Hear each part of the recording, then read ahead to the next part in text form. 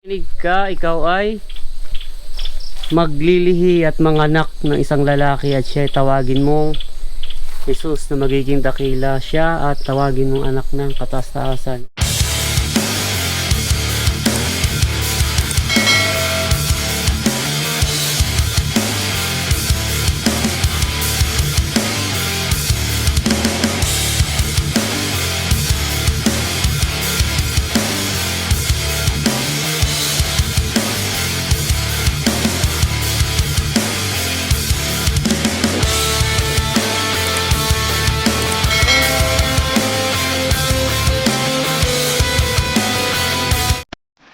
What's up mga kababayan? Kamusta kayo? Ako po ulit si Jaime. Welcome po mga kababayan sa aming vlog.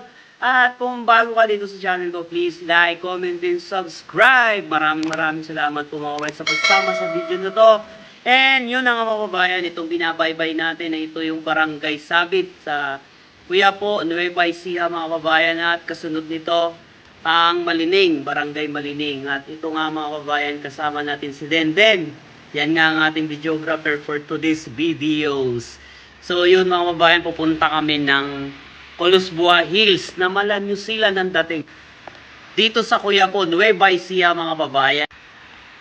At kasama nga natin dito mga kababayan ang aking kapatid na si Denden na taga Nueva Ecija.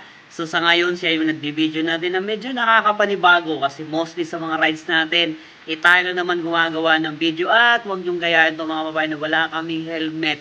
Kasi hindi naman to kalayuan pero masama to, bad to mga kababayan na. Hayaan nyo na muna kami at ini-enjoy namin itong biyahe na to at ngayon nga lang kami nagkasama nitong kapatid ko. At pupunta kami sa Colusbua Hills mga kababayan na grabe. Yung way pa lang napapunta doon, sobrang ganda na ng view. Medyo probinsya nga ang dating at medyo ano tayo ngayon, nature tripping tayo mga kababayan. So let's go!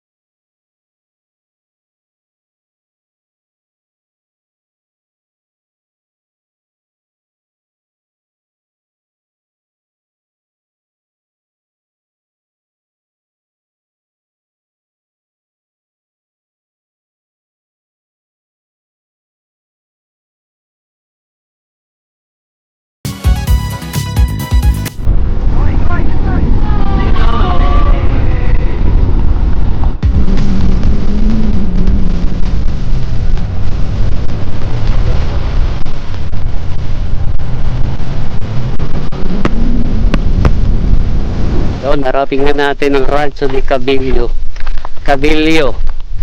Your gateway to Rancho yan, Colusbua Hills.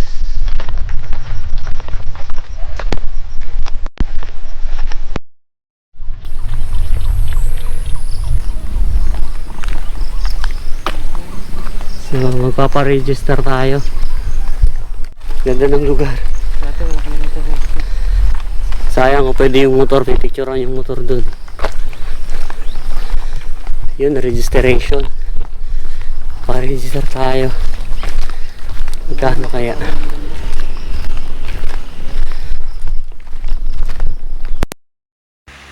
At yun na nga mga kababayan, nagloko yung audio natin kaya ibo-voice over na lang uli natin to mga kababayan. Nakita nyo ba yung view na yan?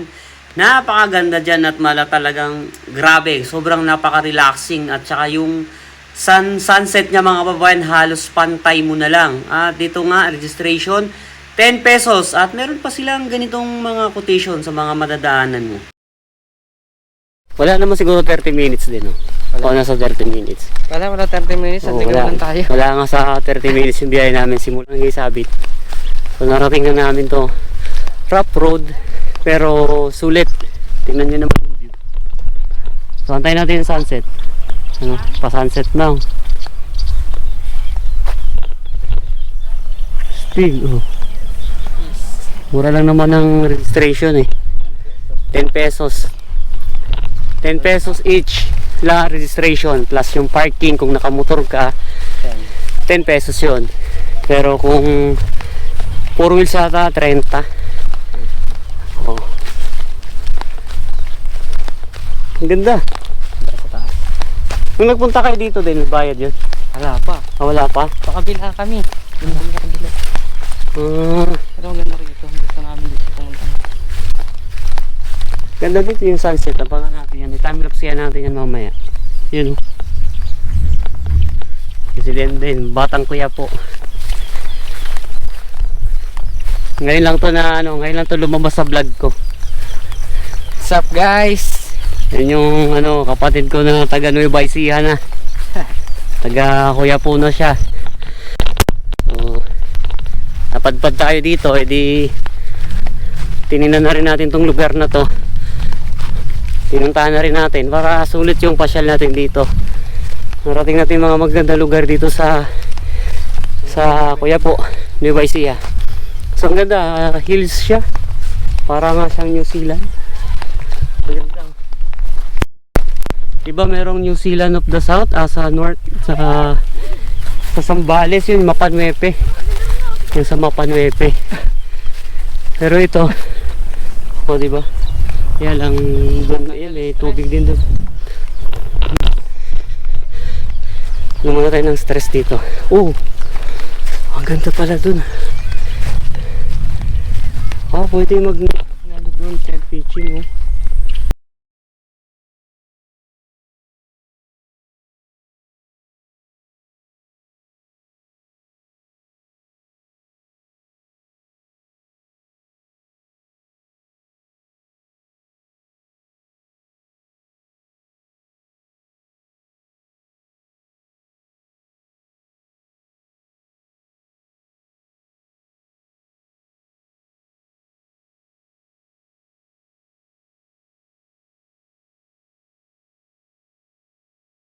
Sila sir, pero taga Gimba lang sila, medyo malapit lang sila dito. Kuya po. Madalas kayo dito?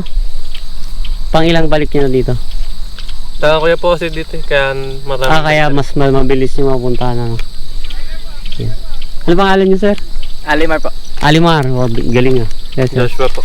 Yun, si Sir Joshua at Sir Alimar. Hello po. Shoutout sa inyong dalawa, shoutout sa mga taga Gimba at sa taga Kuya po. Taga Kuya po kayo sir? Ako po. Saan sa Kuya po? Latap po. Latap din lang sa bayan. Sige po, salamat po. Okay po. Ikot-ikot lang kaming konti kasi mahirap abutin din ng dilim dun sa ano, rough road eh. Diyan din kayo naman sa Lagusog. Sa ano po? Bintigan. Ay, dyan sa may kurba. Yun, natapos na natin yung sunset. Kasi ang ganda nung sunset dito eh, paraan lapit mo lang dun sa may ulap. Tapos yung part na to eh, campsite siya. Yan, pwede ka mag-camping dyan. Pero yung entrance, di ko alam kung wala atang, di ko alam kung may overnight. Pero ayan o, Duhat Campsite nakalagay dyan sa nakasulat. Duhat Campsite, yan yung maliit na yan. So medyo mahaba na, mamakati na. So dito, yan kanina may mga naka-tent pitching dito. Camping sila. Hindi ko alam kung overnight kasi para madilim. So maganda, meron pang isang bundok doon na mataas. May isang part pa raw to. Yung pinuntahan daw ni Dro Arellano. Yung sa biyahe ni Dro. Kaya lang parang iba tong napuntahan namin. Which is okay lang din naman kasi mataas din siya na parte. Maganda rin yung view niya. Tapos yan no. Makinig ka. So nakasulat yan dito. Marami dito pamilya. Yan o, makinig ka, ikaw ay maglilihi at manganak ng isang lalaki at siya tawagin mo Jesus na magiging dakila siya at tawagin mong anak ng kataas-taasan. Wow, magandang ano to, verse. Ito anong puno to? Duhat. Kaya pala siya tinawag na duhat campsite. So may dalawang dog. Balik na tayo doon kasi medyo dito wala naman ng tao, ako na lang.